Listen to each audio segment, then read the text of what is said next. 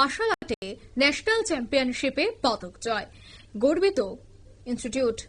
জানা গেছে, কদমতলা ব্লক এলাকার প্রেমতলা মার্শাল আর্ট একাডেমির খেলোয়াড়রা সম্প্রতি জাতীয় পর্যায়ের চ্যাম্পিয়নশিপে অংশ নিয়ে উল্লেখযোগ্য সাফল্য অর্জন করে। তারা রাজ্যের প্রতিনিধিত্ব করে বিভিন্ন বিভাগে সোনা এবং রূপো পদক ছিনিয়ে নিয়ে এসেছেন। এই সাফল্যের আনন্দে এবং খেলোয়াড়দের উৎসাহ দিতে প্রেমতলা মার্শাল আর্ট একাডেমির উদ্যোগে এক সংবর্ধনা অনুষ্ঠানের আয়োজন করা হয়, যেখানে উপস্থিত ছিলেন একাডেমির সভাপতি ফকর উদ্দিন, সম্পাদক এবং প্রশিক্ষক আনোয়ারুল হক চৌধুরী, উইশু ডিস্ট্রিক্ট অ্যাসোসিয়েশনের সভাপতি হানিফ উদ্দিন চৌধুরী সহ অন্যান্যরা।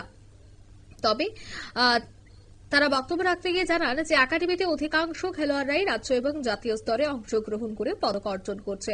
একাডেমির ঝুলিতে বর্তমানে 100টিরও বেশি পদক রয়েছে। এমনকি আন্তর্জাতিক পর্যায়ে অংশগ্রহণের সুযোগ পেয়েও 2 জন খেলোয়াড় আর্থিক অচ্ছলতা এবং পাসপোর্ট সমস্যার কারণে যেতে পারেনি। চলতি মাসের 13 এবং 14 জুলাই আসামের বদরপুরে অনুষ্ঠিত স্পোর্টস ফেস্ট 2025 এর চ্যাম্পিয়নশিপে একাডেমির 14 জন খেলোয়াড় ত্রিপুরার হয়ে অংশগ্রহণ করেন। তাদের মধ্যে 9 জন স্বর্ণপদক এবং 5 জন রৌপ্য পদক অর্জন করেন।